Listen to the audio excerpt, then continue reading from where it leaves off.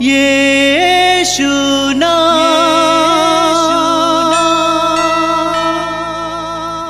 यीशु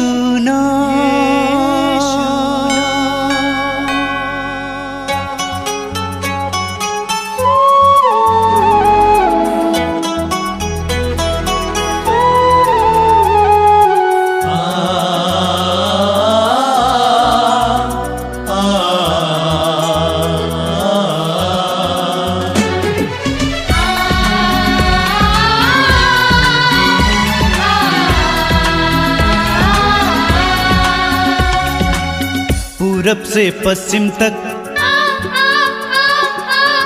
उत्तर से दक्षिण तक, पूरब से पश्चिम तक, उत्तर से दक्षिण तक, गूंजे गूंजे यीशु नाम, यीशु नाम। पूरब से पश्चिम तक, उत्तर से दक्षिण तक, गूंजे गूंजे यीशु नाम, यीशु नाम।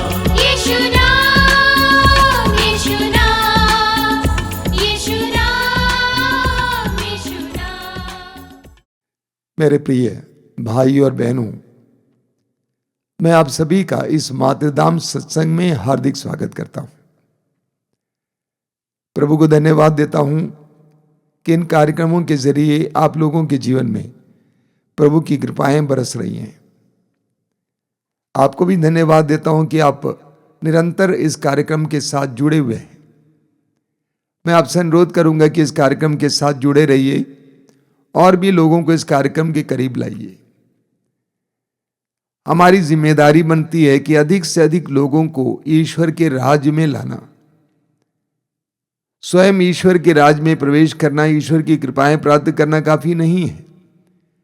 हमें ईश्वर के राज्य में अन्य लोगों को भी लाना जरूरी है, उनको मार्ग दिखाना। इस मार्ग के जरिए आप प्रभु की आशीष पा सकते हैं, प्रभु की शांति प्राप्त कर सकते हैं।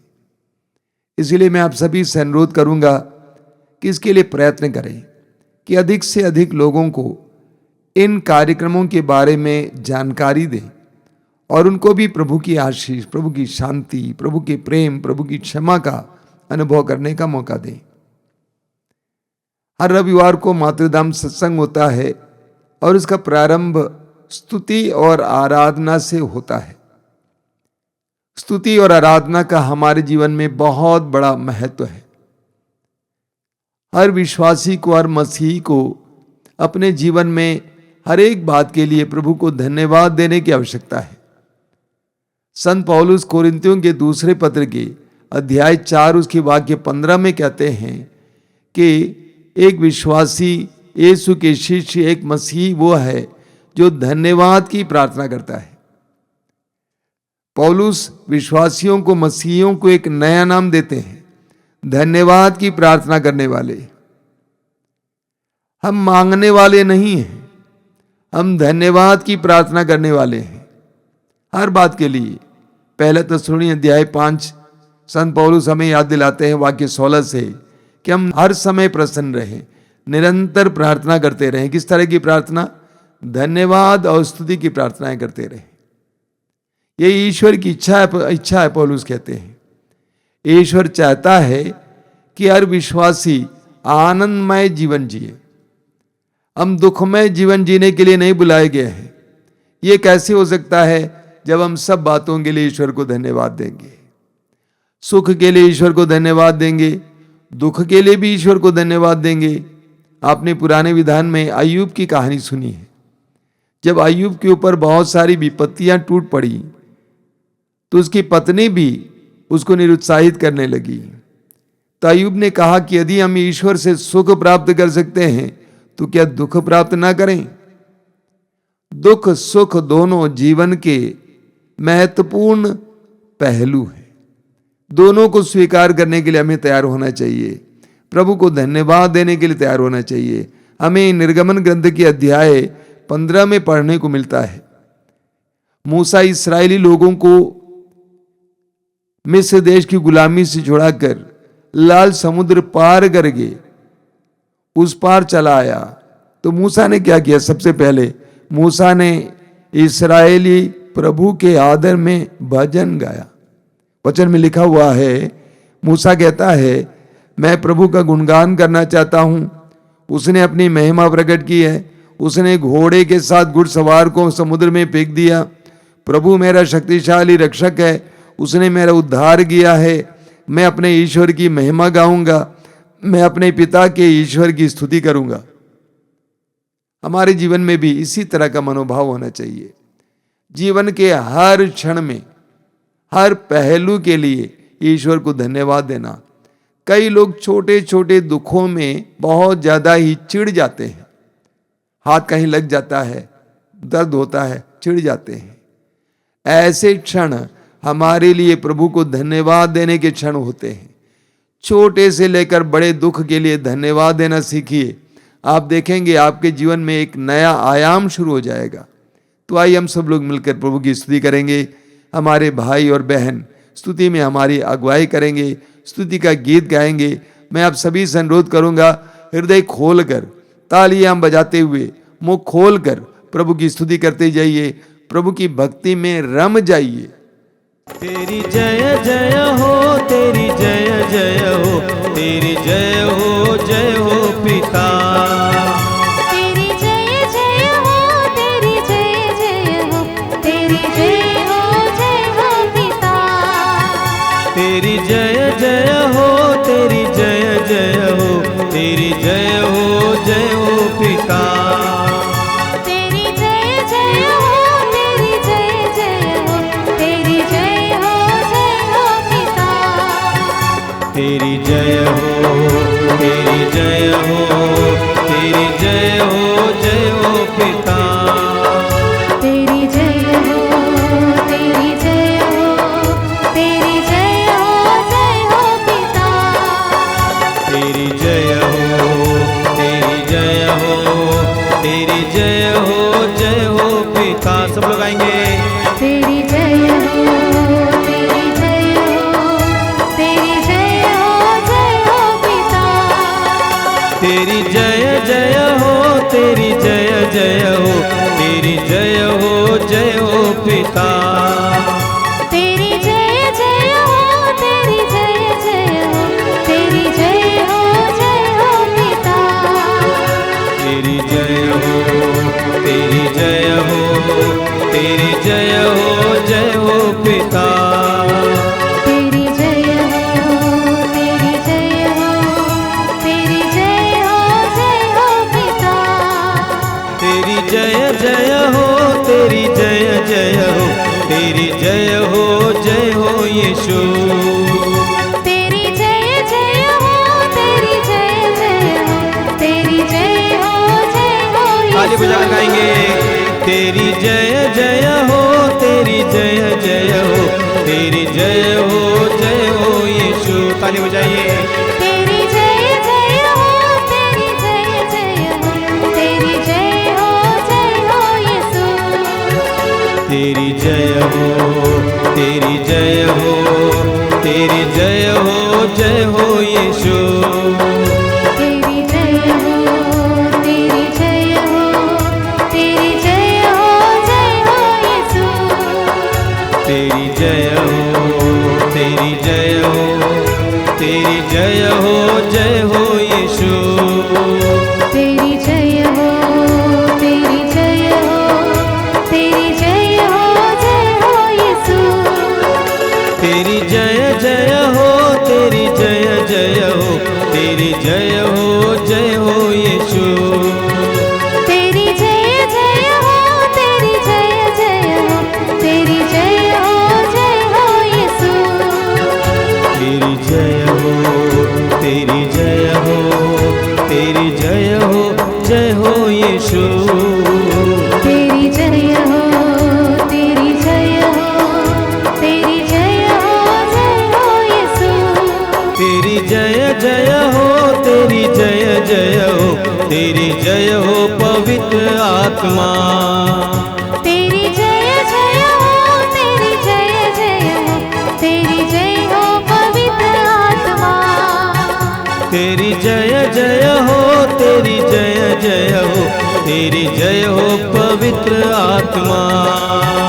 सब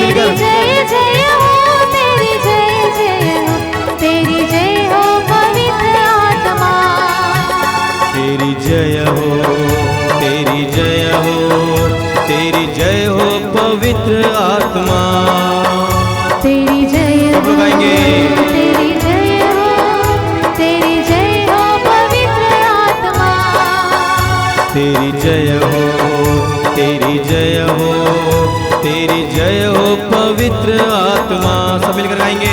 तेरी जय हो, तेरी जय हो, तेरी जय हो पवित्र आत्मा। तेरी जय जय हो, तेरी जय जय हो, तेरी जय हो पिता। तेरी जय जय हो, तेरी जय जय हो, तेरी जय हो पिता। तेरी जय जय हो, तेरी जय जय हो, तेरी जय हो यीशु। तेरी जय जय हो, तेरी जय जय हो, तेरी जय हो यीशु।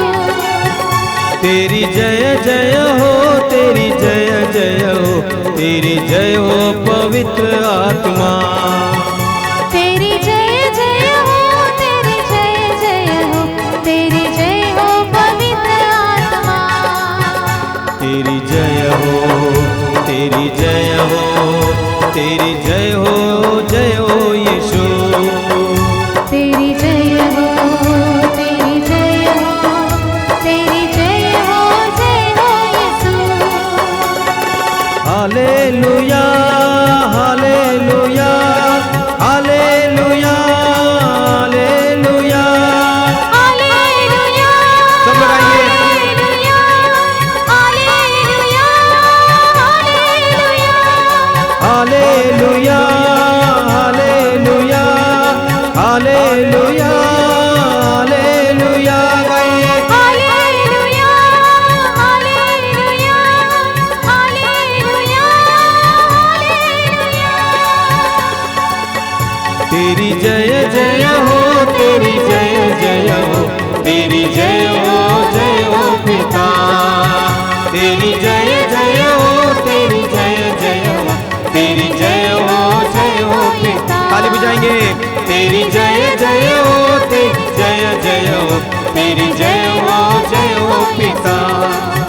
तेरी जय जय हो, तेरी जय जय हो, तेरी जय हो यीशु। आइए स्तुति करेंगे। Hallelujah, hallelujah, hallelujah, hallelujah, hallelujah, हालेलुया। यीशु यीशु यीशु यीशु यीशु यीशु। तेरे आराधना तेरे गुण संसार। हालेलुया,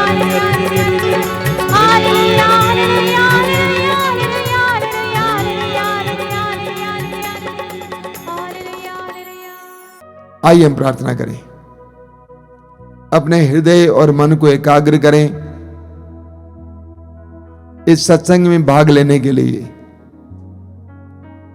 प्रभु की दिव्य वाणी को सुनने के लिए अपने आप को तैयार करें। मत्ती के समाचार के अध्याय 13 में प्रभु यीशु कहते हैं, जब तक जमीन तैयार ना हो बीज अच्छी फसल नहीं ला सकता है। हम अपने हृदय मन को इस समय तैयार करें प्रभु के पवित्र वचनों को सुनने के लिए। वैसे वास्तव में हर क्षण प्रभु ईश्वर हमसे बोलता है। हम जिस समय हमारे आंतरिक कानों को खोलते हैं उस समय हमें प्रभु की वाणी सुनाई देती है। प्रभु यीशु ने लोगों से कहा, जिसके कान हो वो सुन ले। अर्थात प्रभु लोगों को अपने आंतरिक कानों को खोलने के लिए आमंत्रित किया। हम इस समय प्रभु के पवित्र वचनों को सुनने के लिए अपने आंतरिक कानों को खोलें। प्रभु से कहें कि प्रभु मैं विश्वास करता हूं तेरे वचन में जीवन है। जैसा कि पेतरुस ने कहा, तेरे ही वचनों में अनंत जीवन का संदेश है। मैं विश्वास करता हूं कि तेरे पवित्र वचन के द्वारा तू मुझे सन्मार्ग दिखा रहा है, जीवन का रहस्य समझा रहा है। आइए मेरे भाई और बहनों, इस समय हम अपने आप को तैयार करें। पवित्र आत्मा के लिए अपने हृदय और मन को तैयार करें। पवित्र आत्मा से प्रार्थना करें कि पवित्र आत्मा हम पर उतर आइए, हमारे मनों को प्रकाशित कीजिए। हम प्रेरितों के बारे में जानते हैं, प्रेरित कितने दुर्बल लोग थे, कमजोर थे, समाज में नगण्य थे, वे ज्यादा जानकार नहीं थे, ज्ञानी नहीं थे। जैसा कि कोरिन्थियों के पहले पत्र के अध्याय 1 वाक्य 26-27 में संत पौलुस कहते हैं कि ज्ञानियों को लज्जित करने के लिए ईश्वर ने अज्ञानियों को चुना है। पेतरुस और अन्य शिष्य अज्ञानी थे, वे बड़े ज्ञानी नहीं थे, लेकिन पवित्र आत्मा उनके जीवन में उतर आया तो वे ज्ञान से भर गए, ईश्वरीय ज्ञान से भर गए। आइए हम इस समय उसी पवित्र आत्मा को हमारे जीवन में उतर आने के लिए आमंत्रित करें। बोले कि पवित्र आत्मा आइए, मेरे हृदय में उत्साह की कमी है, मेरे अंदर के निरुत्साह के भाव को मिटाकर मेरे अंदर उत्साह भरने के लिए आइए। मेरे मन में अंधकार है, उसे मिटाकर प्रकाश भरने आइए। पवित्र वाणी में छुपे हुए रहस्यों को समझने के लिए कृपा दीजिए। आइए पवित्र आत्मा, मेरे हृदय में आइए, मन में आइए। मेरा शरीर पीड़ित है, मेरे शरीर में कई प्रकार की दुर्बल आदतें हैं, उससे छुड़ाने के लिए आइए। अपनी आंखें बंद कीजिए मेरे भाई और बहनों, और इस समय पवित्र आत्मा को आह्वान करेंगे कि पवित्र आत्मा हमारे जीवन में आए, पवित्र आत्मा हमारी परिस्थितियों को बदले, पवित्र आत्मा हमारे मनोभावों को बदले, पवित्र आत्मा हमारे अंधकार को मिटाए, पवित्र आत्मा हमारे हर प्रकार के निरुत्साह को दूर करके हमारे अंदर उत्साह भर दें। आइए हम प्रार्थना करें, पवित्र आत्मा के आह्वान करें, पवित्र आत्मा के लिए चाह रखें, पवित्र आत्मा के लिए अपनी प्यास को जताते हुए गाएं। फिर से वो आग बरसा दे, फिर से तूफान आने दे, तेरी महिमा से, तेरे सामर्थ्य से, फिर से तो अभिषेक कर दे। फिर से तो आग बरसा दे, फिर से तूफान आने दे, तेरी महिमा से, तेरे सामर्थ्य से, फिर से तो अभिषेक कर दे। फिर से वो आग बरसा दे, फिर से तूफान आने दे, तेरी महिमा से, तेरे सामर्थ्य से, फिर से तो अभिषेक कर दे। फिर से वो आग बरसा दे, फिर से तूफान आने दे, तेरी महिमा से, तेरे सामर्थ्य से, फिर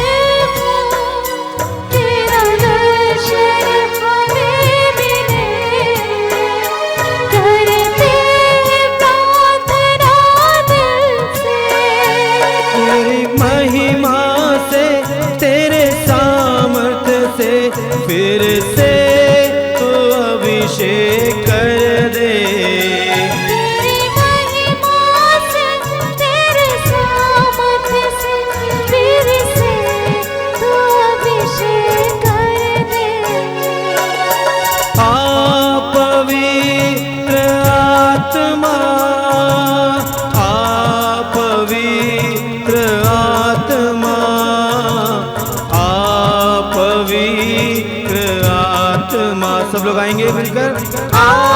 पवित्र आत्मा पवित्र आत्मा पवित्र। सब मिलकर एक साथ गाएंगे। आ पवित्र आत्मा आ पवित्र आत्मा आ पवित्र आत्मा आ पवित्र आत्मा आ पवित्र आत्मा। अपनी आंखें खोलें। मेरे प्रिय भाई और बहनों, हम सबके लिए ये आध्यात्मिक कार्यक्रम आध्यात्मिक विकास के लिए माध्यम है।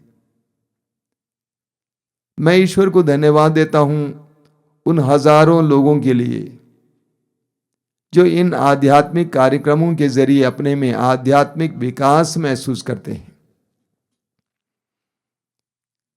मेरा विश्वास है कि प्रभु आज भी इस प्रार्थना के द्वारा, इन वचनों के द्वारा आपको आशीर्वाद देंगे, आपके जीवन में कार्य करेंगे।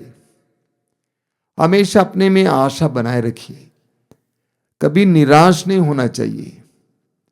हमारे हृदय में जरा भी निराशा नहीं आना चाहिए, सदा आशावान रहना चाहिए।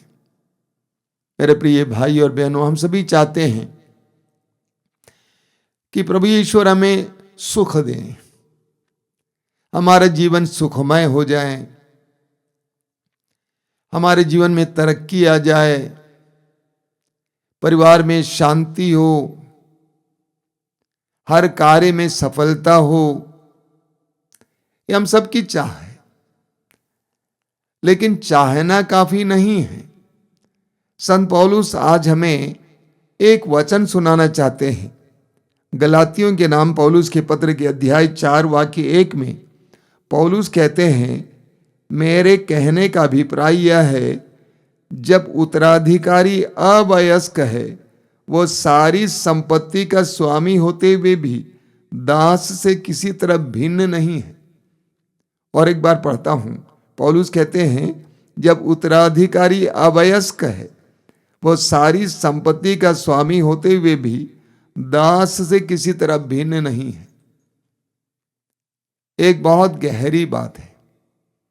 हम सभी ईश्वर की कृपाएं प्राप्त करना चाहते हैं, आशीष पाना चाहते हैं, सुख चाहते हैं, तरक्की चाहते हैं, सफलता चाहते हैं। लेकिन पौलुस एक सुंदर उदाहरण के द्वारा हमें प्रभु की वाणी सुनाते हैं। एक उदाहरण लीजिए, मान लीजिए एक धनी इंसान है और उसका एक बेटा है, एक ही बेटा है, लेकिन बालिग नहीं है, नाबालिग है, 14-15 साल का है। पौलुस कहते हैं कि वो अपनी सारी संपत्ति का अधिकारी होने के बावजूद दास से भिन्न नहीं है। कोई भी धनी बाप अपनी संपत्ति को उस बेटे के ऊपर नहीं सौंपेगा जब तक कि वो बालिग ना बने, वयस्क ना बने, उसके लिए तैयार ना हो। वो बेटा तब तक उसको प्राप्त नहीं कर सकता है जब तक वो वयस्क ना बने। हमारे लिए भी यही बात है। पवित्र वचन में बताता है कि ईश्वर धनी है, करुणा के धनी, आशीष का धनी, वैभव का धनी, प्रेम का धनी, ज्ञान का धनी। लेकिन उस धनी ईश्वर से इन सारे धन को प्राप्त करने के लिए हमें वयस्क होना जरूरी है, प्रौढ़ होना जरूरी है, बालिग होना जरूरी है। मैं देखता हूं कि हालांकि हम लोग प्रार्थना करने वाले हैं, हम लोगों के व्यवहारों को देखकर ऐसा लगता है जैसा कि हम नाबालिग हैं। कैसे छोटी छोटी बातों के लिए हम लोग लड़ बैठते हैं, झगड़ते हैं, रूठते हैं। कितना हमारे अंदर ईर्ष्या है, जलन है, झगड़ा है, इन सारी परिस्थिति में हम ईश्वर की कृपा को प्राप्त नहीं कर सकते हैं। हमें बढ़ने की जरूरत है, वयस्क होने की जरूरत है, विश्वास में वयस्क होने की जरूरत है, ईश्वरीय ज्ञान और प्रज्ञा में वयस्क होने की जरूरत है, हमें प्रेम में वयस्क होने की जरूरत है। तभी हम ईश्वर की कृपाओं को प्राप्त कर सकते हैं।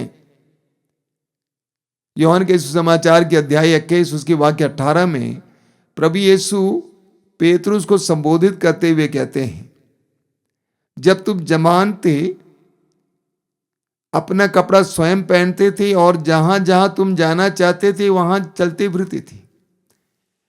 लेकिन जब तुम बूढ़े हो जाओगे दूसरा कोई तुम्हें कपड़ा पहनाएगा और वहां ले चलेगा जहां तुम जाना नहीं चाहते थे। बहुत सुंदर बात है। प्रभु पेतरुस से कहते हैं, जब तुम जवान थे अपना कपड़ा स्वयं पहनते थे और जहां जहां तुम चलना फिरना चाहते थे वहां चलते थे। लेकिन जब तुम बूढ़े हो जाओगे दूसरा कोई तुम्हें कपड़ा पहनाएगा और तुम्हें वहां ले चलेगा जहां तुम जाना नहीं चाहते थे। हम जानते हैं पेतरुस प्रभु यीशु के शिष्यों का अगुवा था। प्रभु के मरने से पहले पेतरुस ने प्रभु से कहा था, ये सभी लोग आपको छोड़ सकते हैं लेकिन मैं आपके लिए अपने प्राण निछावर करने के लिए भी तैयार हूं। लेकिन हम जानते हैं जब ऐन मौका आया यीशु पकड़े गए, पेतरुस कहीं नजदीक नहीं था। वो भी अन्य शिष्यों की तरह भाग गया। वो कलवारी पहाड़ तक जाना नहीं चाहता था, यीशु के संग चलना नहीं चाहता था। जब उसे पूछा गया क्या तुम उसके शिष्य नहीं हो, पेतरुस ने क्या कहा, मैं उस शपथ खाकर कहता मैं उसको नहीं जानता हूं। तो पेतरुस कलवारी पहाड़ तक जाना नहीं चाहता था। प्रभु ने कहा कि जब तुम बूढ़े हो जाओगे तुम जहां नहीं जाना चाहते थे वहां तुम्हें ले जाया जाएगा। ये जवान और बूढ़े का मतलब क्या है? हम जानते हैं पेतरुस बूढ़ा होकर तो नहीं मरा। जवान और बूढ़े का मतलब क्या है? जवान का मतलब जब बालिग नहीं है, वयस्क नहीं है, प्रौढ़ नहीं है। जब हम आध्यात्मिकता में प्रौढ़ नहीं है, वयस्क नहीं है, मनमानी जीवन जीते हैं, जहां जाना चाहते वहां जाते हैं, जो बोलना चाहते हैं वो बोलते हैं, जो करना चाहते हैं वो करते हैं। लेकिन जब हम आध्यात्मिक रूप से प्रौढ़ हो जाते हैं, बड़े हो जाते हैं, तब हम ईश्वर की इच्छा के अनुसार चलना सीखेंगे। वास्तव में ऐसा ही हुआ। पेतरुस जिस कलवारी तक जाना नहीं चाहता था, बाद में आध्यात्मिक रूप से बढ़ने के बाद यीशु की तरह मरने के लिए तैयार हो गया। हम सभी को इसलिए बढ़ने की आवश्यकता है, ईश्वर की कृपा प्राप्त करने के लिए। सबसे पहले ज्ञान में और प्रज्ञा में बढ़ने की आवश्यकता है। ज्ञान में और प्रज्ञा में बढ़ने की आवश्यकता। अभी मुझे याद है जब मैं कक्षा 9 में पढ़ रहा था, एक आध्यात्मिक साधना कर रहा था। जो भाई साधना देने के लिए आए थे उन्होंने हम में से हर एक किशोर से मिलने का प्रयास किया। मैं उनके सामने बैठा हुआ था। उन्होंने मुझे देखकर कहा कि देखो बेटे, तुम बुद्धिमान हो लेकिन तुम्हारे अंदर प्रज्ञा की कमी है, इसीलिए तुम प्रज्ञा के लिए प्रार्थना करो। उस समय से मैं प्रभु से प्रज्ञा के लिए प्रार्थना करना शुरू किया। प्रभु मुझे विवेक दीजिए, मुझे प्रज्ञा दीजिए। राजा सुलेमान के बारे में राजाओं के ग्रंथ के पहले ग्रंथ के अध्याय 3 में आप पढ़ेंगे। राजा सुलेमान ने ईश्वर से कहा कि मुझे विवेक दीजिए, मुझे समझ दीजिए। याकूब का पत्र अध्याय 1 वाक्य 5 में याकूब कहते हैं, अगर आप में से किसी में प्रज्ञा का भाव हो तो वो प्रार्थना करें और उसे प्रज्ञा मिलेगी। हमें प्रज्ञा के लिए प्रार्थना करने की आवश्यकता है कि प्रभु मुझे प्रज्ञा में बढ़ा दे, विवेक में बढ़ा दे। प्रज्ञा के ग्रंथ के अध्याय 7 वाक्य 7 में आप पढ़ेंगे, मैंने प्रार्थना की और मुझे प्रज्ञा मिली, मैंने विनती की और मुझ पर विवेक प्रज्ञा का आत्मा उतरा। इसलिए हमें प्रज्ञा में बढ़ने की आवश्यकता। उसी तरह हमें विश्वास में बढ़ने की आवश्यकता है। लूकस के सुसमाचार के अध्याय 17 उसके वाक्य 5 में आप पढ़ेंगे, शिष्यों ने, प्रेरितों ने प्रभु से कहा, प्रभु हमारे विश्वास को बढ़ाइए, हमारे विश्वास को बढ़ाइए। बचपन में हमारे माता पिता ने या अन्य लोगों के द्वारा हमारे अंदर विश्वास रोपा गया, हम बढ़ते गए, हमारा शरीर बढ़ता गया, विचार, मन, बुद्धि सब कुछ बढ़ती गई। सवाल यह है, क्या हमारा विश्वास बढ़ा है? हमारे शरीर के अनुसार, बुद्धि के अनुसार क्या हमारा विश्वास बढ़ा है?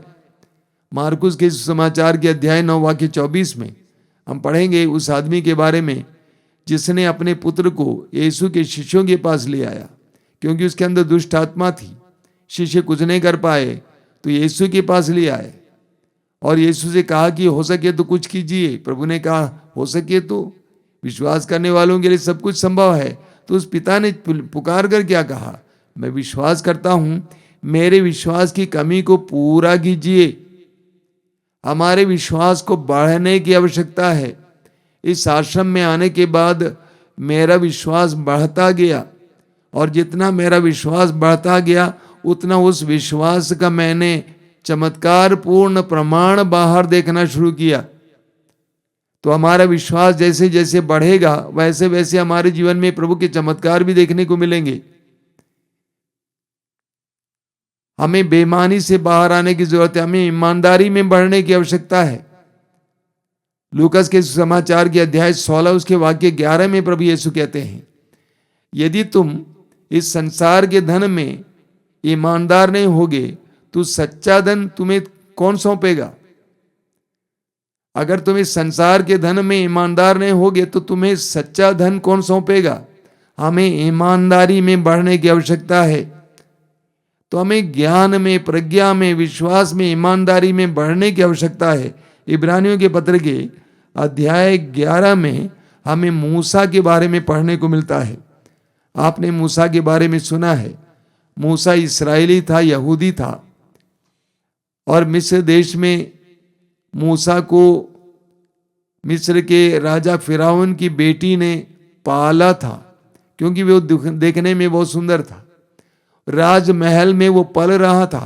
हालांकि रानी को मालूम था कि यहूदी है, मूसा को भी मालूम था, लेकिन वहां पर पल रहा था। अब देखिए वचन में क्या लिखा हुआ है, विश्वास के कारण सयाना हो जाने पर मूसा ने फिरौन की पुत्री का बेटा कहलाना अस्वीकार किया। उन्होंने पाप का अल्पस्थायी सुख भोगने की अपेक्षा ईश्वर की प्रजा के साथ अत्याचार सहना अधिक उचित समझा। मैं आपको समझाता हूं। मूसा हालांकि यहूदी था और यहूदी लोग मिस्र देश में सताए जा रहे थे। मूसा मिस्र के फराउन के घर में राजमहल में पल रहा था, बड़ा हो रहा था। बड़ा होने के बाद, सियाना होने के बाद मूसा ने राजमहल छोड़ दिया। राजमहल के सुख भोगने से बेहतर उसने सोचा कि मैं एक सच्चे यहूदी के रूप में राजा का अत्याचार सहूंगा। जब मूसा सयाना हुआ, हमें भी सयाना होने की जरूरत है, हमें भी बढ़ाने की जरूरत है। हमें संत फ्रांसिस असीसी के बारे में पढ़ने को मिलता है। असीसी के संत फ्रांसिस के बारे में, एक बहुत बड़े वस्त्र व्यापारी का बेटा था, धनी था, युवावस्था में उद्दंड था, दबंग था, अपनी सुंदरता पर, अपनी युवावस्था पर, अपने धन पर घमंड करता था। लेकिन जब उसे यीशु का साक्षात्कार मिला, यीशु से मिला, प्रभु ने पूछा तुम किसकी सेवा करना चाहते हो? मालिक की सेवा करना चाहते हो या नौकर की सेवा करना चाहते हो? उसने कहा मैं तो मालिक की सेवा करना चाहता हूं। प्रभु ने कहा जिस संसार की तू सेवा कर रहा है वो तो नौकर है। उसका जीवन बदल गया।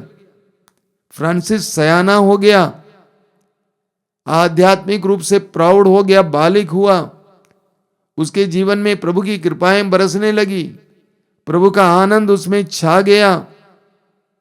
हम सभी को इसी तरह सयाने होने की आवश्यकता है, बालिक होने की आवश्यकता है, हमें बढ़ने की आवश्यकता है। प्रभु यीशु के बारे में लूकास के समाचार के अध्याय 2 उसके वाक्य 40 और 52 में पढ़ने को मिलता है। लूकस अध्याय 2 40 और 52 कि यीशु बुद्धि में और बल में बढ़े। बचपन की बात है, यीशु बुद्धि में और बल में बढ़े, यानी शारीरिक रूप से और आध्यात्मिक बुद्धि का अर्थ यहां पर जो आजकल हम समझते हैं विज्ञान का ज्ञान नहीं है, जानकारी नहीं है, बल्कि ईश्वरीय ज्ञान। यीशु ईश्वरीय ज्ञान में और शारीरिक रूप से भी बढ़े।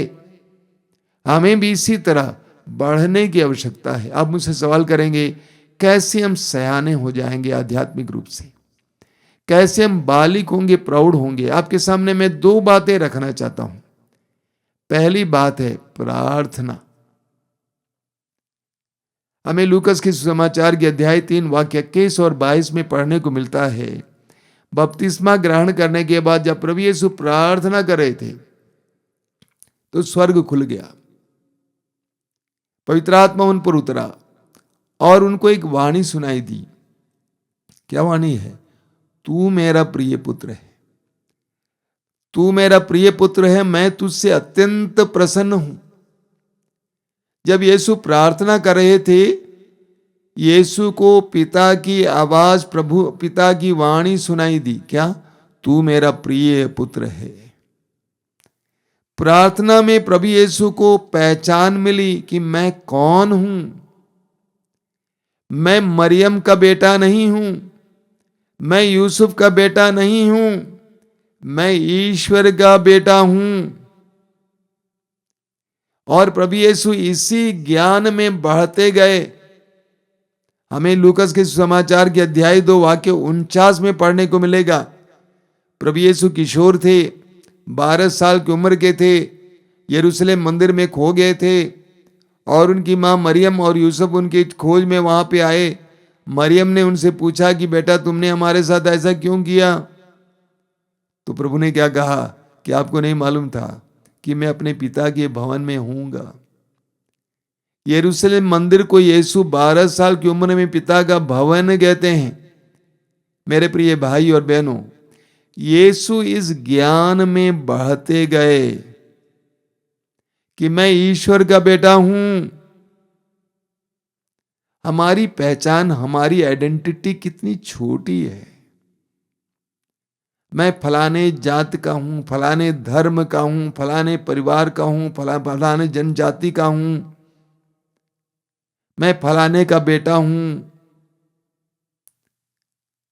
और जब तक हम अपने ईश्वर को नहीं जानेंगे प्रार्थना के द्वारा, तब तक हमारी पहचान बहुत छोटी होगी और हम भी उतने ही छोटे होंगे। मैं एक छोटा सा उदाहरण देता हूं।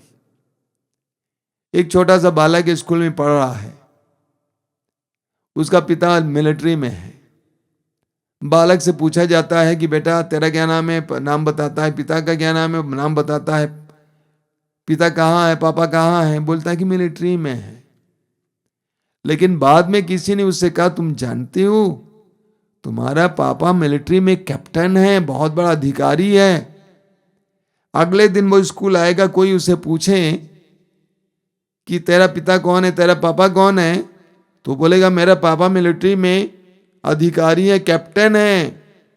देखिए थोड़े से ज्ञान के द्वारा उस बालक का कैसे स्वभाव और व्यक्तित्व बदल गया। मुझे बड़ा दुख होता है, इस संसार में बहुत सारे लोग, अधिकतर लोग छोटी पहचान में जीवन जीते हैं। मैं फलाने जात का हूं, मैं फलाने का बेटा हूं। और जितना आपके पिता के बारे में आपको ज्ञान होगा, उतना आप अपने को छोटा मानेंगे। अगर आप सोचेंगे आप कि मेरा पिता मेरा ईश्वर है, मैं आपसे कहता हूं कि आपका व्यक्तित्व बदल जाएगा। आप बड़े हो जाएंगे, आप बालिग होते जाएंगे। आप जानिए प्रार्थना में हम बढ़ते हैं। आप सुनिए, जब मैं प्रार्थना की बात कर रहा हूं, ये नहीं कि मांगने में। अधिकतर लोगों के लिए प्रार्थना का मतलब है मांगना। मैंने मांगा मुझे मिला, वो तो भिखमंगा है। प्रार्थना का मतलब मांगना नहीं है। मांगना प्रार्थना का एक छोटा हिस्सा है। प्रार्थना का मतलब है ईश्वर से जुड़ना, ईमानदारी से सोचिए, क्या मैंने प्रभु के साथ जुड़ने के लिए समय निकाला है? I tell you, your identity is going to change and your personality is going to change. अगर ईमानदारी से आप ईश्वर के साथ जुड़ेंगे, आपका व्यक्तित्व बदल जाएगा, आप बदल जाएंगे। आपको इस बात का एहसास होगा कि मेरी पहचान इस संसार की पहचान नहीं है,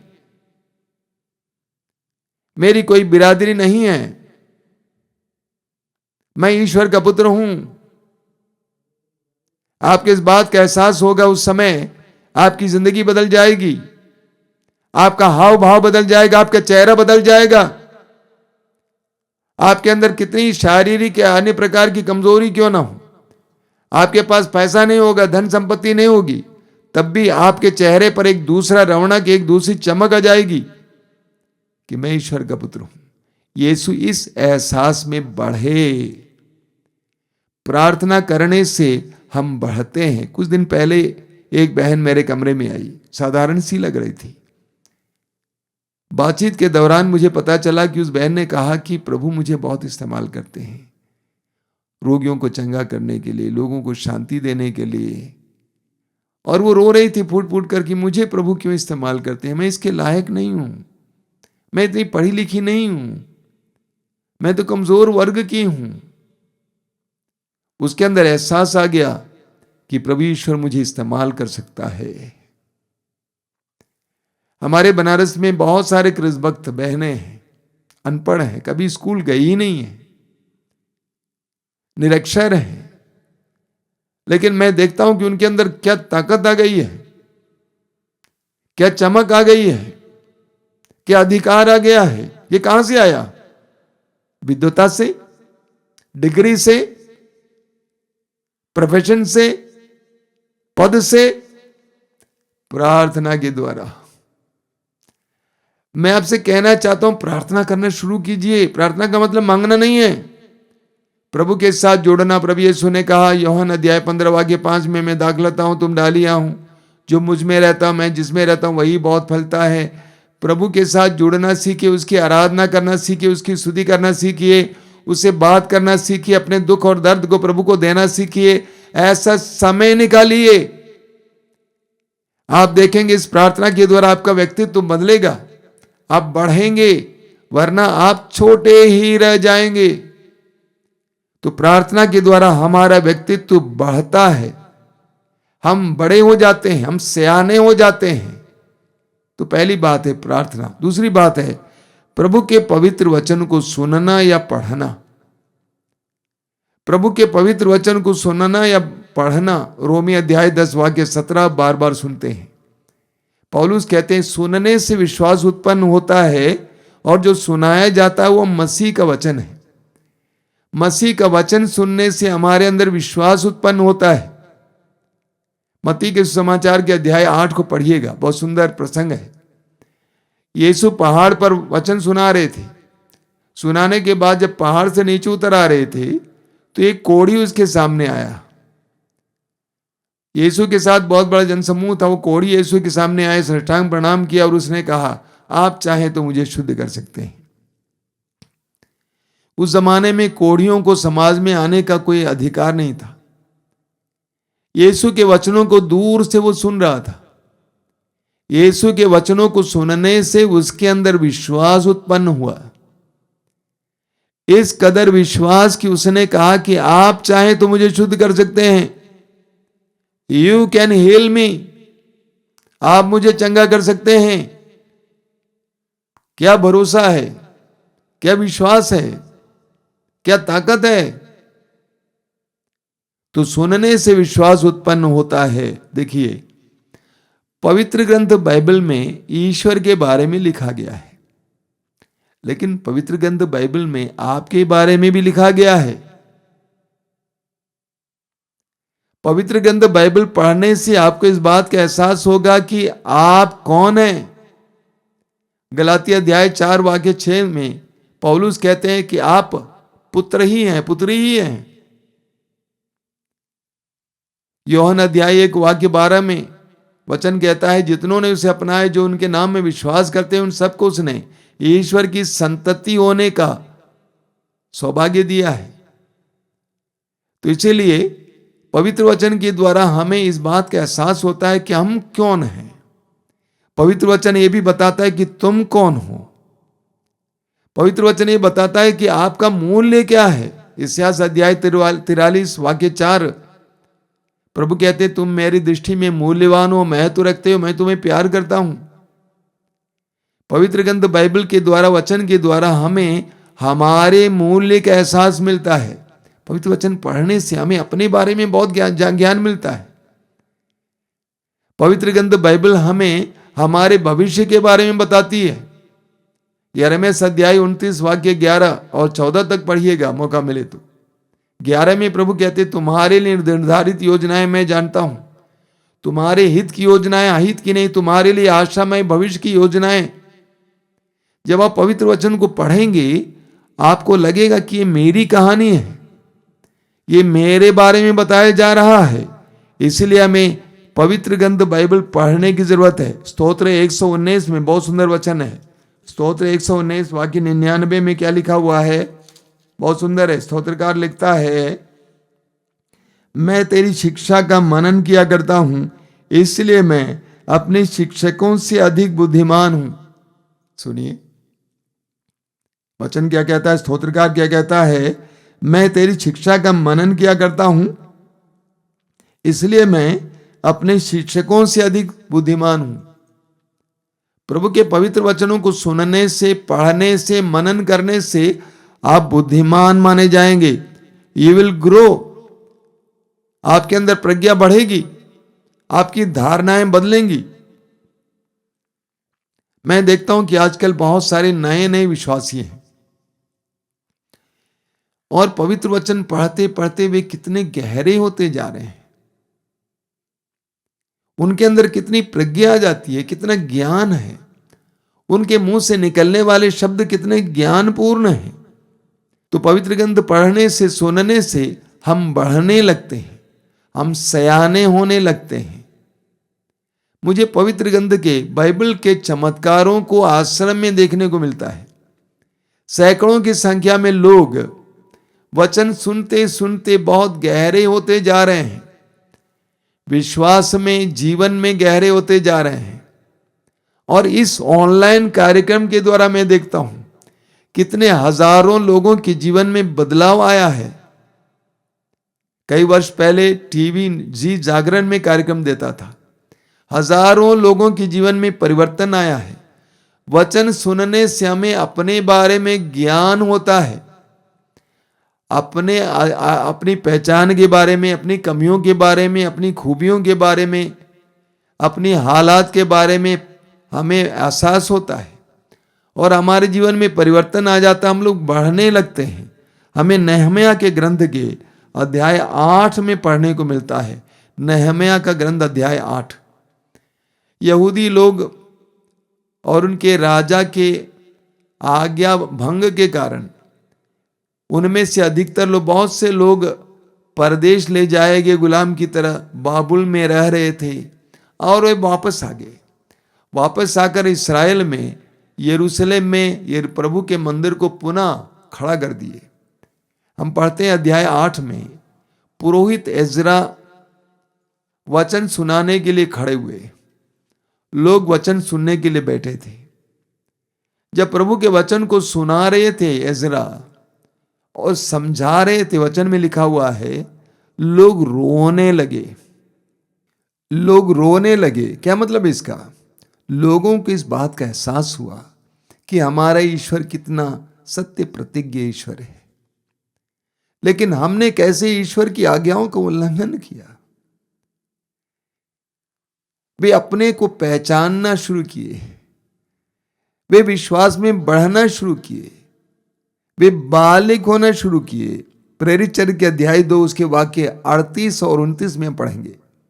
प्रेरित चरित्र अध्याय 2 वाक्य 38 और 29। पेंतकोस्त के दिन शिष्यों पर पवित्र आत्मा उतरा।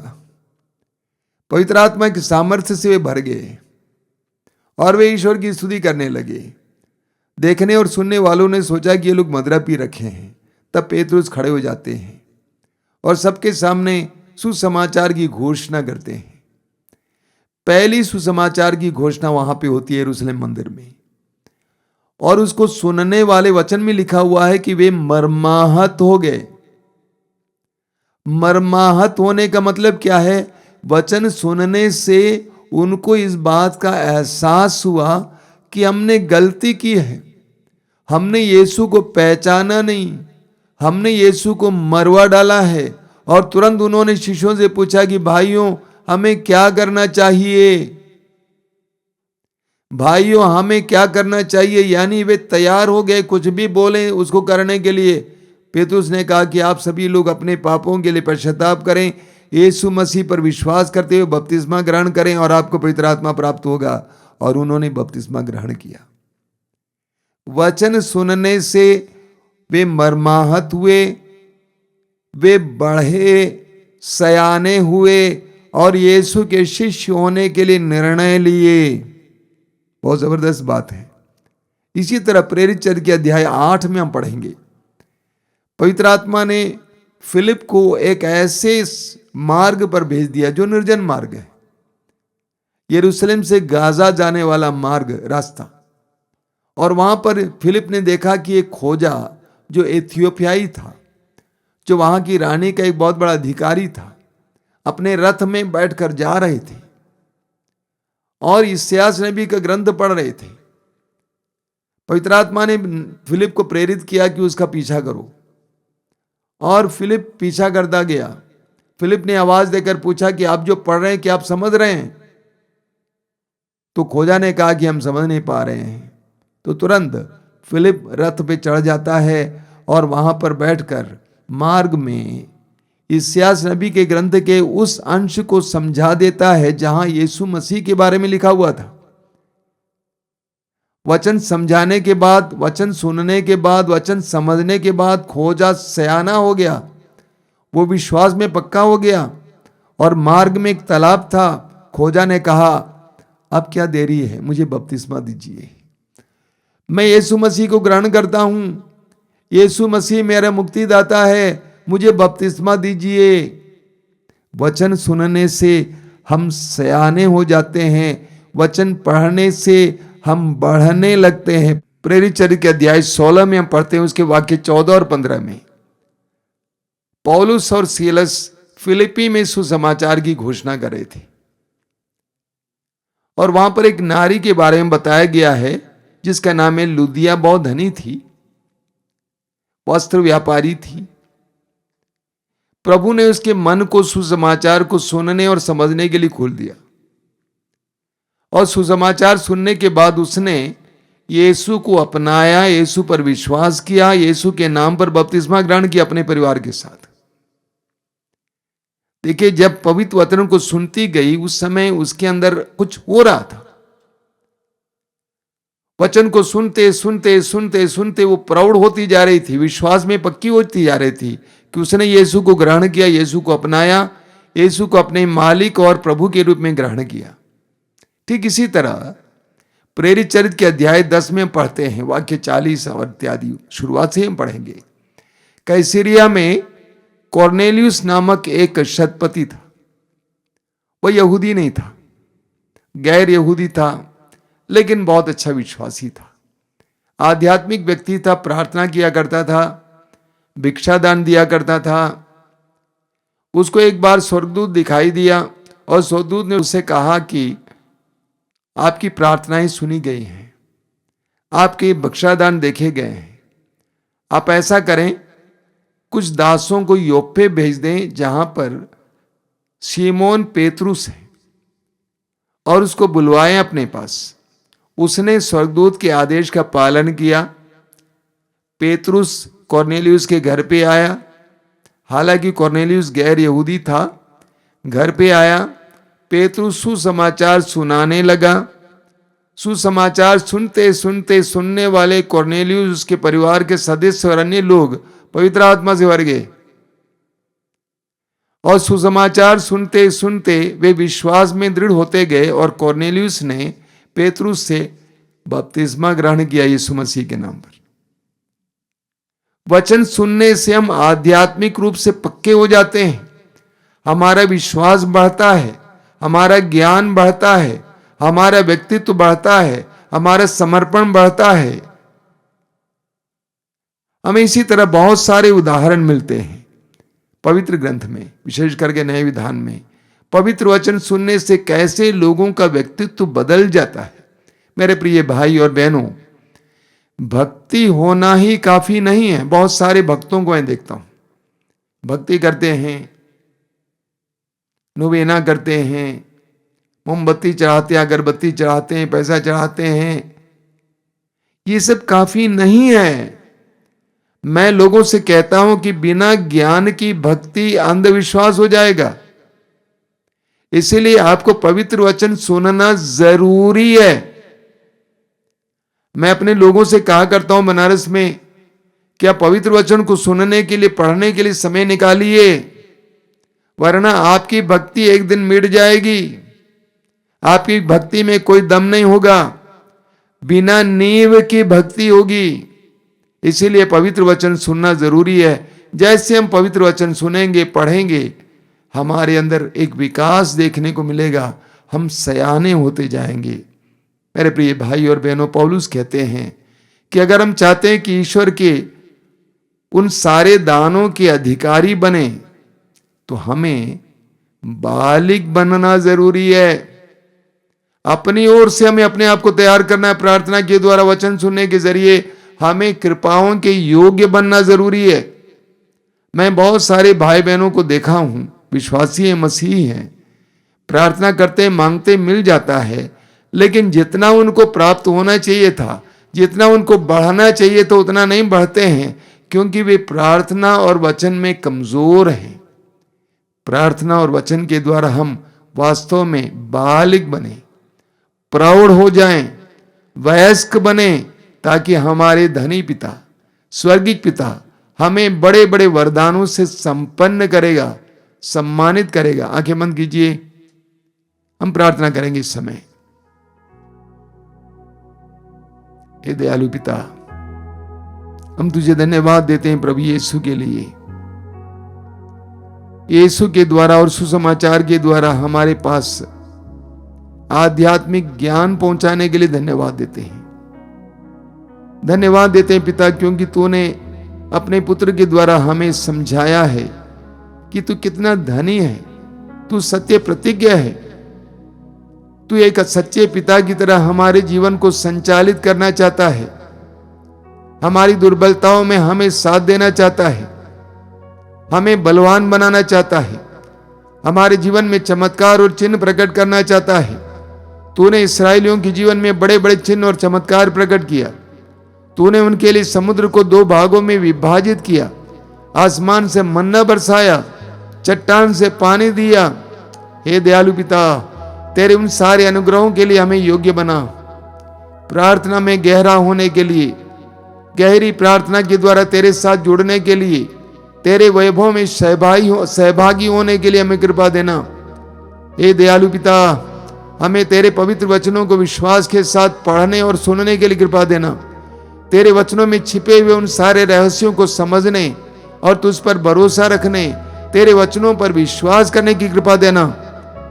प्रभु यीशु, मैं तुझे धन्यवाद देता हूं इन पलों के लिए। पवित्र आत्मा को भेजकर मेरे भाई बहनों को जो इस समय पवित्र वचनों को सुन रहे हैं, आशीर्वाद देना। एक एक भाई बहन को आशीर्वाद देना। प्रभु, तूने कहा है बुरे होने पर भी तुम अपने बच्चों को सहज ही अच्छी चीजें देते हो, तो तुम्हारे स्वर्गीय पिता तुम्हें अच्छी चीजें क्यों नहीं देगा। हे प्रेमी प्रभु, पिता के उन सारे वैभवों में सहभागी होने के लिए मेरे भाई बहनों को कृपा देना, प्रार्थना का वरदान देना, वचन सुनने और पढ़ने का वरदान देना, चमत्कार और चिन्ह प्रकट करना। यीशु धन्यवाद, यीशु धन्यवाद। वो जीवन देने वाला हालेलुया, वो जीवन देने वाला हालेलुया, वो जीवन देने वाला हालेलुया, वो जीवन देने वाला हालेलुया, वो जीवन देने वाला हालेलुया, वो जीवन देने वाला हालेलुया, वो जीवन देने वाला हालेलुया, वो जीवन देने वाला हालेलुया।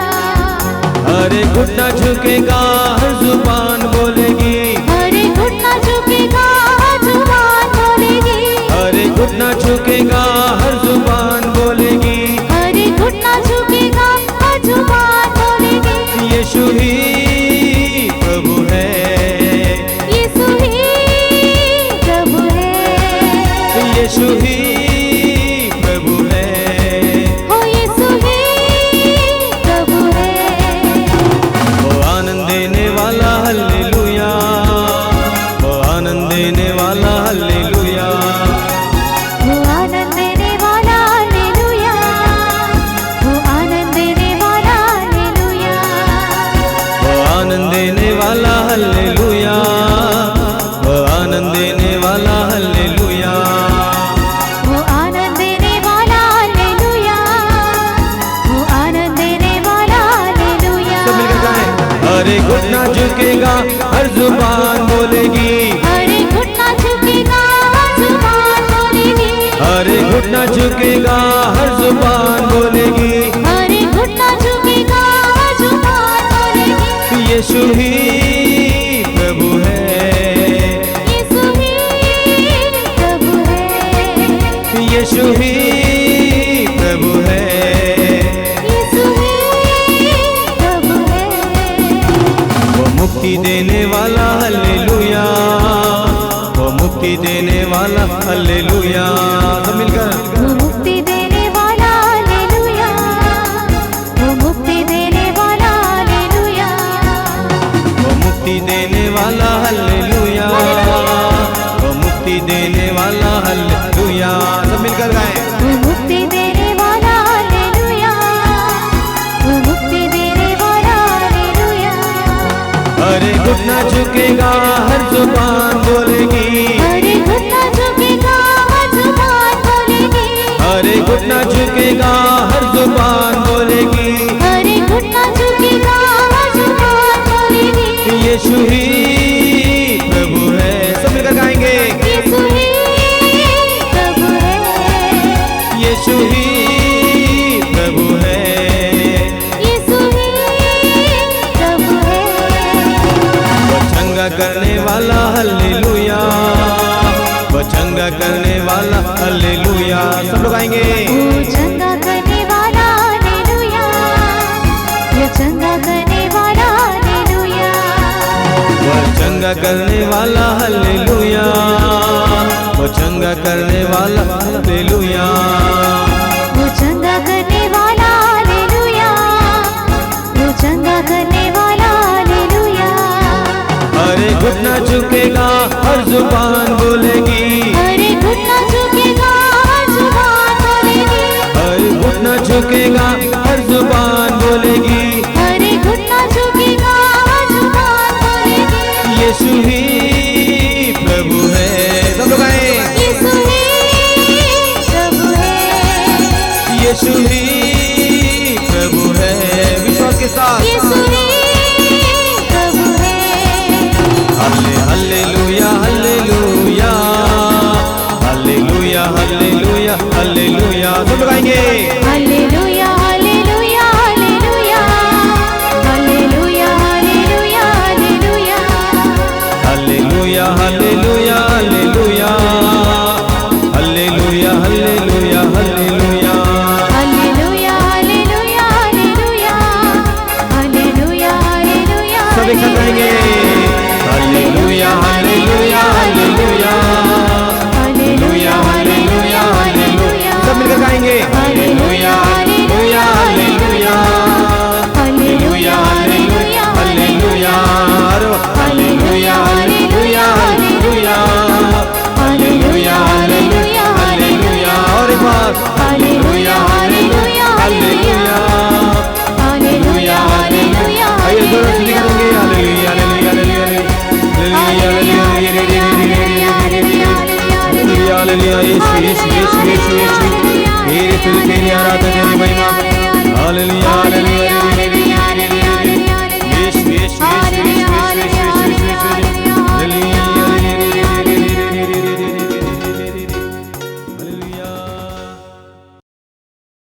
आइए आराधना में प्रभु की के साथ जुड़े। अपनी आंखें बंद रखिए।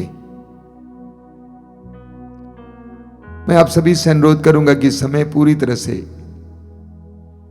हर तरह के काम से अपने आप को आजाद करें। कुछ देर के लिए प्रभु के साथ जुड़ें।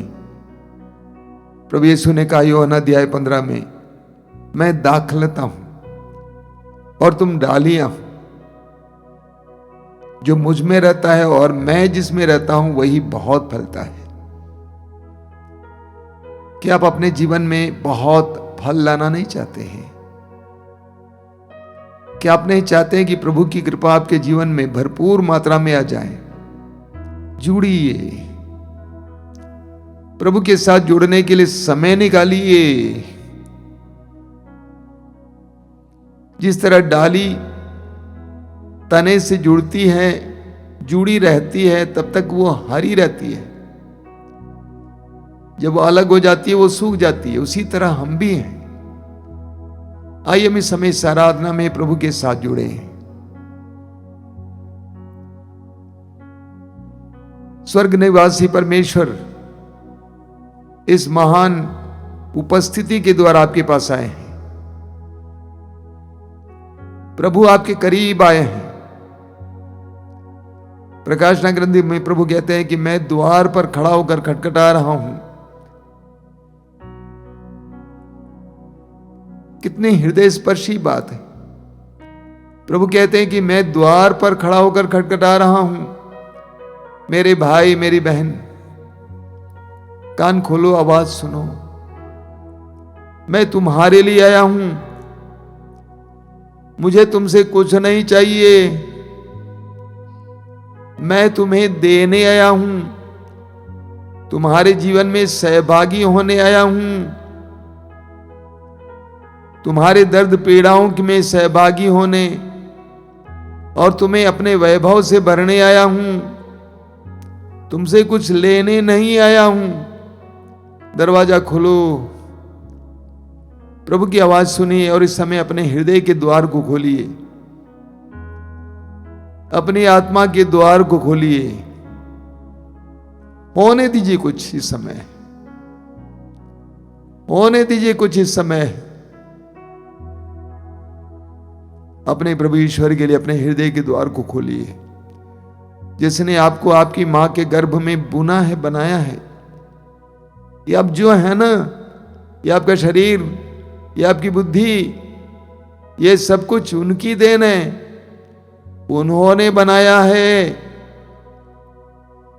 इसलिए जायज है कि हम उनके लिए अपना हृदय का द्वार खोलें। जिसने आपको बनाया वो आपकी बिगड़ी बात को भी बना सकता है। हृदय के द्वार को खोलिए। अपने को छोटा बनाइए। बड़े शक्तिशाली मत मानिए। मैं बूढ़ा हूं, मैं बड़ा हूं, मैं धनी हूं, मैं प्रज्ञ हूं, मैं ज्ञान जानकार हूं। झुकिए, छोटा बनिए, नम्र बनिए। पहला पेतरुस अध्याय 5 में पेतरुस कहते हैं कि ईश्वर के सामने नम्र बनिए और यथा समय आने पर वो आपको ऊपर उठाएगा। हम इस समय प्रभु के सामने छोटे बने। प्रभु से कहें कि प्रभु मैं कुछ नहीं हूं, मैं मिट्टी हूं, मैं श्वास मात्र हूं। मेरा क्या अस्तित्व है?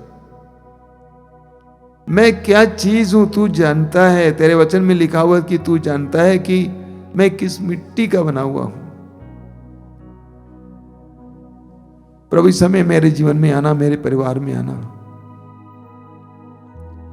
प्रभु यीशु मैं तुझे धन्यवाद देता हूं मेरे भाई बहनों के लिए जो इस समय तेरे साथ जुड़े हैं।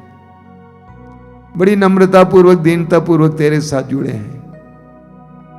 और जैसा कि तेरे वचन में लिखा हुआ है तेरे स्तोत्र 51 में कि तू कभी भी एक पश्चातापी दीनहीन हृदय का तिरस्कार नहीं करता। हम विश्वास करते हैं तू करुणामय ईश्वर है। तू दया करने वाला प्रभु है। पाप में फंसे हुए लोगों को स्वतंत्र करने वाला ईश्वर है। व्यभिचार में पकड़ी हुई इस नारी को स्वतंत्र करने वाला प्रभु। पापों में जीवन जीने वाली उस नारी को स्वतंत्र करने वाला प्रभु, धन में लिपटा हुआ उस नाकेदार को स्वतंत्र करने वाला प्रभु, तेरे कुछ भी असंभव नहीं है। प्रभु यीशु, मैं इस समय मेरे भाई बहनों के लिए प्रार्थना करता हूं, आज इस समय एक महान कार्य होने दीजिए, चिन्ह और चमत्कार प्रकट होने दीजिए, उनके जीवन के हर प्रकार के बंधन को खुलने दीजिए, शैतान के हर प्रकार के बंधन और हर प्रकार के प्रपंच से उन्हें स्वतंत्र कीजिए। मैं विश्वास करता हूं कि तू ऐसा करने जा रहा है। हम तेरी आराधना करते हैं, तेरी स्तुति करते हैं। आइए मेरे भाई और बहनों, मेरे साथ मिलकर इस समय स्तोत्रकार के साथ मिलकर प्रभु की आराधना और स्तुति करेंगे। बोलिए hallelujah, hallelujah, hallelujah, hallelujah, hallelujah. Hallelujah. आओ हम आनंद मनाते हुए, आओ हम आनंद मनाते हुए प्रभु की स्तुति करें। प्रभु की स्तुति करें। आओ हम आनंद मनाते हुए, आओ हम आनंद मनाते हुए प्रभु की स्तुति करें। प्रभु की स्तुति अपने करें। शक्तिशाली अपने शक्तिशाली त्राणकर्ता का गुणगान करें। त्राणकर्ता का गुणगान हम करें। धन्यवाद करते हुए हम धन्यवाद करते उसके हुए पास जाएं, उसके पास जाएं, भजन गाते हुए भजन गाते हुए उसे धन्य कहें, उसे धन्य कहें, क्योंकि हमारा प्रभु वही हमारा प्रभु शक्तिशाली ईश्वर है। शक्तिशाली ईश्वर वह है। सभी देवताओं से वह सभी देवताओं से महान अधिपति है। महान अधिपति वह है। पृथ्वी की गहराइयों को वह पृथ्वी के गहराई अपने हाथों से संभालता है। अपने हाथों से संभालता है। पर्वतों के शिखर पर्वतों के शिखर उसी के हैं। उसी के हैं। Hallelujah, hallelujah, hallelujah. हालेलुया। आओ हम दंडवत कर आओ हम दंडवत प्रभु की आराधना करें। प्रभु की आराधना अपने करें। सृष्टिकर्ता के सामने अपने सृष्टिकर्ता के सामने घुटने टेकें, घुटने टेके, क्योंकि वह हमारा ईश्वर है क्योंकि वह हमारा ईश्वर और है। हम हैं और हम हैं उसके चरागाह की प्रजा, उसके चरागाह की प्रजा, उसकी अपनी भेड़ें, उसकी अपनी भेड़ें, उसके चरागाह की प्रजा, उसके चरागाह की प्रजा, उसकी अपनी भेड़ें। उसकी अपनी भेड़ें। हालेलुया, हालेलुया, हालेलुया,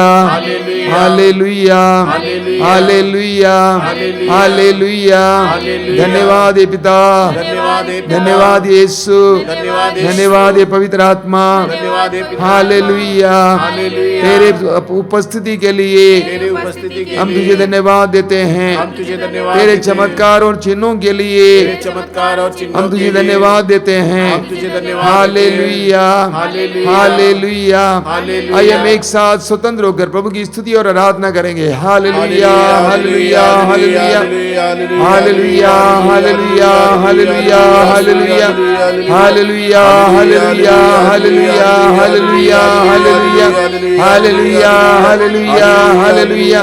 आराधना, आराधना, आराधना, आराधना, आराधना, आराधना, आराधना, आराधना, आराधना, आराधना। आराधना प्रभु आराधना, रोटी स्वरूपी प्यारे प्रभु आराधना। आराधना प्रभु आराधना, ज्योति स्वरूपी प्यारे प्रभु आराधना। आराधना प्रभु आराधना, रोटी स्वरूपी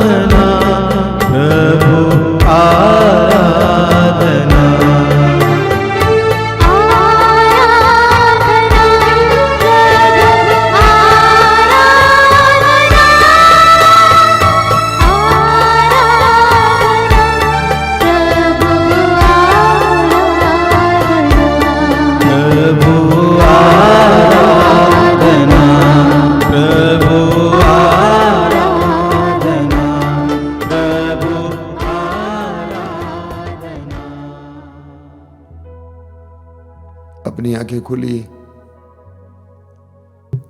मेरे प्रिय भाई और बहनों,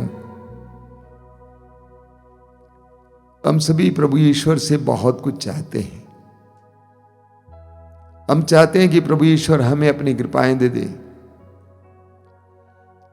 हमारे परिवार में प्रभु की उपस्थिति हो, प्रभु की शांति हो, हमारे जीवन में प्रभु के अनुग्रह हो, हमारे जीवन में तरक्की हो, पढ़ाई में सफलता हो, अच्छा लड़का मिले, लड़की मिले, संतान मिले, जीवन में सुख मिले। क्या क्या नहीं चाहते हैं? दुख तो कोई चाहता नहीं है। हम सुख ही सुख चाहते हैं। हम चाहते हैं कि ईश्वर ये करें, लेकिन एक समस्या है, हम ईश्वर की कृपा के योग्य तो बन जाएं, हम ईश्वर के अनुग्रह के योग्य तो बन जाएं। अगर हम ईमानदारी से अपने व्यवहारों को देखेंगे तो लगता है कि हम लोग बच्चों जैसे हैं। प्रभु यीशु ने कहा कि बच्चों जैसे बनो, इसका मतलब है निष्कलंक बनो, निष्कपट बनो। लेकिन हमारे व्यवहार बच्चों जैसे कुटिल। कभी कभी बच्चे माँ बाप के व्यवहारों को देखकर सोचते हैं कि ये बच्चों जैसे क्यों व्यवहार करते हैं, आपस में झगड़ा करते हैं, ईर्ष्या करते हैं, लड़ाई करते हैं, गाली देते हैं, दूसरों की बुराई करते हैं। ईमानदारी से हम अपने आप को देखेंगे तो हमें देखने को मिलेगा कि हम लोग इसी तरह हैं, बहुत सांसारिक हैं, बहुत गंदगी से भरे हुए हैं, और हम चाहते हैं कि ईश्वर की कृपा में मिले। ऐसे कैसे हो सकता है? ईश्वर की कृपा मिलने के लिए हमें ईश्वर के योग्य बनना चाहिए। प्रभु यीशु ने कहा कि कुत्तों के सामने मोती ना फेंको, सूअरों के सामने मोती ना फेंको। ईश्वर हमारे सामने अपनी कृपाएं तब तक नहीं बरसाएगा जब तक हम उसके लायक बने, नम्र बने, पवित्र बने। ये तो हमें करना है। हम प्रभु की कृपा के योग्य बन जाएंगे तो हम महसूस करेंगे, अनुभव करेंगे, हमारे जीवन में प्रभु की कृपाएं आएंगी। मैं ऐसे बहुत सारे भाई बहनों को जानता हूं जो वास्तव में प्रभु के पास आने के बाद, वचन पढ़ने के बाद, आराधना के बाद बहुत नम्र बने हैं, बहुत सहनशील बने हैं, पूरी तरह से प्रभु के लिए अपने आप को समर्पित किए हैं। उनके जीवन में कितने बड़े चमत्कार और चिन्ह होते हैं। मैं उदाहरण देना नहीं चाहता यहां पे। हम प्रभु यीशु के शिष्यों को ले लेंगे। प्रभु के शिष्य भी हमारी तरह थे, शायद हमसे बदतर थे। वे आपस में झगड़ते थे, आपस में चर्चा करते थे कि हम में से कौन बड़ा है, यीशु के बाद सबसे बड़ा कौन है।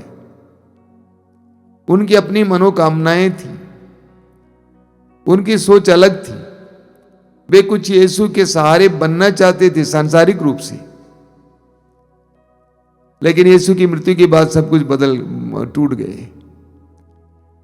लेकिन प्रभु ने उनसे कहा पुनर्जीवित होने के बाद कि तुम्हें पवित्र आत्मा का इंतजार करना पड़ेगा, वो तुम्हें सामर्थ्य प्रदान करेगा। और शिष्यों ने माता मरियम और अन्य पवित्र नारियों के साथ मिलकर प्रार्थना में समय बिताया, प्रार्थना में समय बिताया। करीब 10 दिन तक वे प्रार्थना में, गहरी प्रार्थना में समय बिताया। इस तरह वे पूरी तरह से प्रभु के अधीन हुए। तब पवित्र आत्मा शक्तिशाली ढंग से उन पर उतरा। उसके बाद उनका जीवन बदल गया, वे सामर्थ्यवान बन गए। हमारे जीवन में भी प्रभु की आशीषें तभी बरसेंगी जब हम कृपा के योग्य बनेंगे, अपने आप को प्रभु के अधीन करेंगे। प्रार्थना और पवित्र वचन के द्वारा हम प्रभु के शिष्य बनेंगे, प्रभु के करीब पहुंचेंगे। मैं विश्वास करता हूं कि ऐसी अवस्था में प्रभु हमारा तिरस्कार नहीं कर सकते हैं। आंखें बंद कीजिए और इस समय अपने आप को जांच कीजिए। क्या मेरे अंदर सांसारिक बातें हैं, बहुत ज्यादा झगड़ा, लालच, ईर्ष्या, जलन, घमंड, स्वार्थ? समर्पित कीजिए और इस समय निर्णय लीजिए कि मैं प्रभु की कृपा के योग्य बन जाऊंगा, बन जाऊंगी। प्रभु यीशु से प्रार्थना कीजिए कि प्रभु यीशु तू मुक्तिदाता है, तुम मुझ जैसे लोगों को मुक्त करने के लिए संसार में आया, मुझे आजाद करना, मुझे शुद्ध करना। मेरे लिए तेरे हृदय में जगह देना। तूने उस कोढ़ी से कहा कि मैं यही चाहता हूं कि तुम शुद्ध हो जाओ। मैं जानता हूं कि तू यही चाहता है मुझसे भी। मुझे शुद्ध होकर बढ़ने की कृपा दीजिए, तेरी कृपा के योग्य बनने की कृपा दीजिए। प्रार्थना करते जाइए, समय प्रार्थना करते जाइए। प्रभु यीशु को आज इस आराधना के दौरान और उसके बाद आपके जीवन में कुछ कार्य करने दीजिए। Let the Lord work wonders in your life. प्रभु को समर्पित करते जाइए। यीशु आइए हमारे जीवन में, हमें परिवर्तित करने के लिए, हमें तेरी कृपा में जीने के लिए माहौल बनाने के लिए, हमारे परिवार में स्वर्गिक अनुभूति बच्चों को दिलाने के लिए, एक दूसरे को दिलाने के लिए हमें शुद्ध करने आइए। तूने कहा कि स्वर्ग का राज्य तुम्हारे निकट आ गया है, तुम्हारे बीच आ गया है। होने दीजिए यीशु कि हम तेरे राज्य में प्रवेश करें, तेरे राज्य का प्रतिदिन अनुभव करें अपने परिवार में, अपने व्यक्तिगत जीवन में। इस समय प्रभु के लिए अपने हृदय के द्वार को और अपने परिवार और अपने घर के द्वार को खोलिए। धन्यवाद यीशु, तेरी स्तुति, तेरी आराधना, तेरी महिमा। आइए हम लोग कुछ देर हल्की आवाज में प्रभु की स्तुति करते जाएंगे, आराधना करते जाएंगे इस मतलब के लिए। Hallelujah, hallelujah, hallelujah, hallelujah, hallelujah, hallelujah, hallelujah, hallelujah, hallelujah, hallelujah, hallelujah, hallelujah, hallelujah, hallelujah. धन्यवाद, धन्यवाद, धन्यवाद, धन्यवाद, धन्यवाद, धन्यवाद, धन्यवाद, धन्यवाद, धन्यवाद। Hallelujah, hallelujah, hallelujah, hallelujah.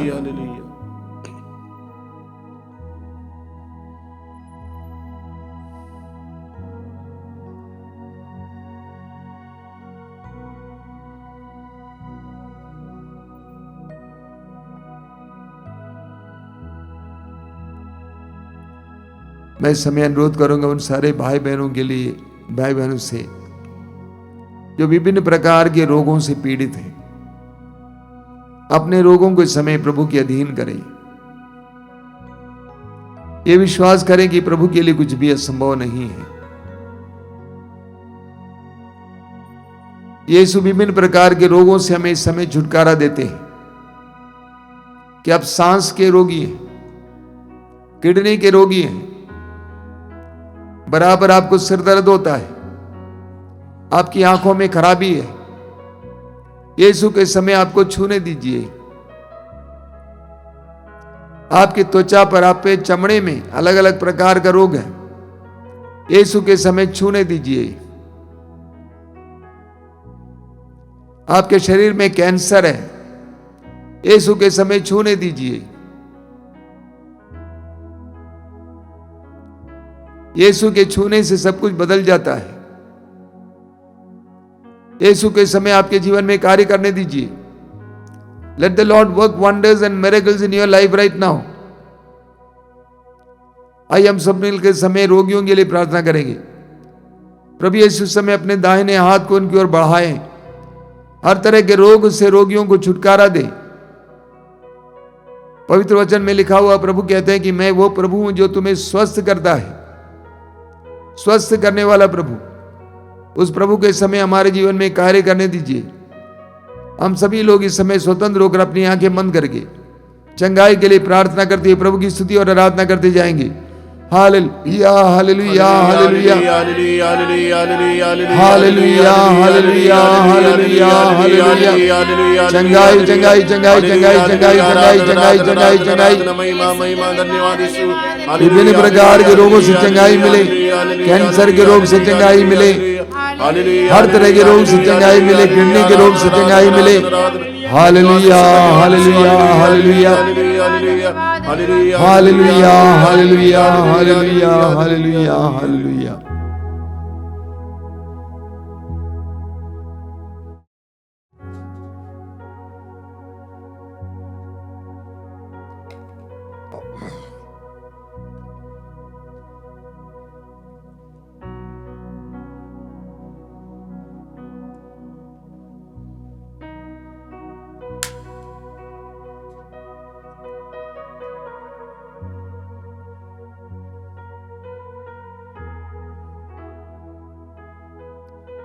कई भाई बहन जो इस समय इस सत्संग में भाग ले रहे हैं, उन्हें अपने पापों का एहसास हो रहा है। वे अपने में कह रहे हैं कि मैंने पाप किया। थोड़ा समय निकालिए, अपने पापों को स्वीकार कीजिए। अगर आप कैथोलिक हैं तो एक अच्छा पाप स्वीकार संस्कार ग्रहण कीजिए, अन्यथा आप कुछ समय निकालकर अपने सारे पापों के बोझ को प्रभु के सामने रखिए।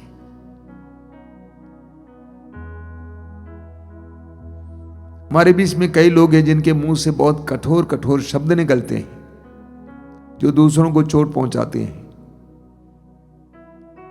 प्रभु यीशु आपको स्पर्श कर रहे हैं, आपके हृदय को शुद्ध कर रहे हैं। प्रभु कहते हैं कि जो अपने हृदय में है वही मुंह के द्वारा बाहर आ जाता है। आपके हृदय को शुद्ध कर रहे हैं। नम्र बनिए, ग्रहण कीजिए।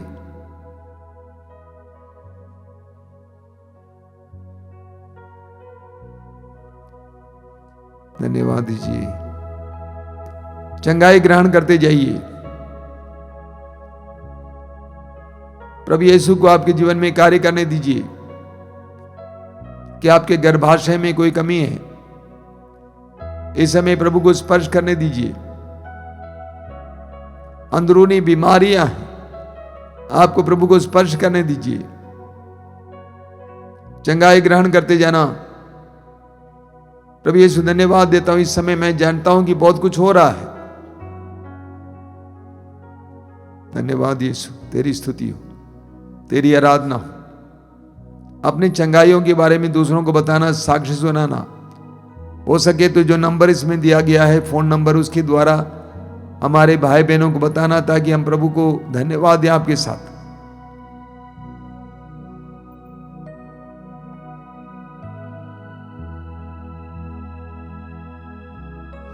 अपनी आंखें खोलें मेरे प्रिय भाई और बहनों।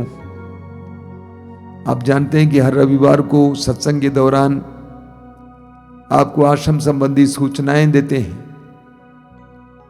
मातृधाम आश्रम से प्रकाशित पत्रिका प्रभु ने कहा हर महीना प्रकाशित होती है। आप चाहते हैं तो जरूर मंगवाएं, ऑफिस में खबर दें। मातृधाम से जो रेडियो प्रसारित होता है, मातृधाम रेडियो, जरूर इसका लाभ उठाएंगे। अगर आपने अभी तक ऐप डाउनलोड नहीं किए हैं तो आपको प्ले स्टोर में मिलेगा, डाउनलोड करेंगे और मातृधाम रेडियो को आस्वादन करेंगे। जो यूट्यूब के द्वारा कार्यक्रम होते हैं, प्रतिदिन सुबह 5 बजे रोज की रोटी, दोपहर को 3 बजे करुणा माला लाइव, शाम को 7 बजे कृपा धारा लाइव, रात को 8:30 बजे आशीर्वाद। इसके अलावा मंगलवार को शाम को 5 बजे युवाओं के लिए युवा तरंग, शुक्रवार को शाम को 6 बजे पवित्र रक्ताभिषेक प्रार्थना, और रविवार को सुबह 5 बजे मिसा बलिदान, और दोपहर को 12 बजे ये मातृधाम सत्संग। ये सभी कार्यक्रम आपके जीवन में प्रभु की आशीष लाने के लिए है। जरूर इसके द्वारा लाभ प्राप्त करें और अधिक से अधिक लोगों को इसके बारे में बताएं, ताकि लोग जुड़ जाएं और उनको भी प्रभु की कृपाएं प्राप्त हों।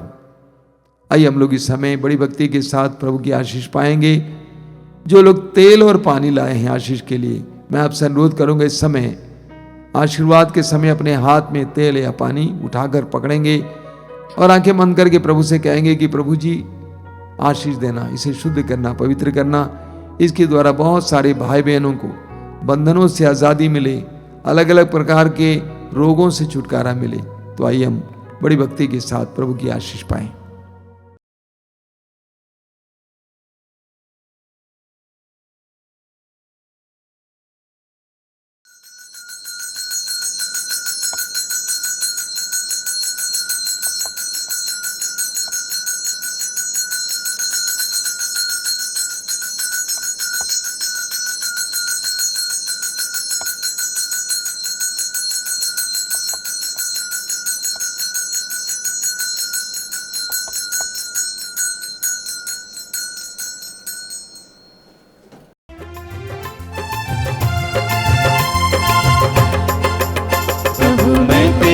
महिमा के गीत निश दिन गाता रहूं।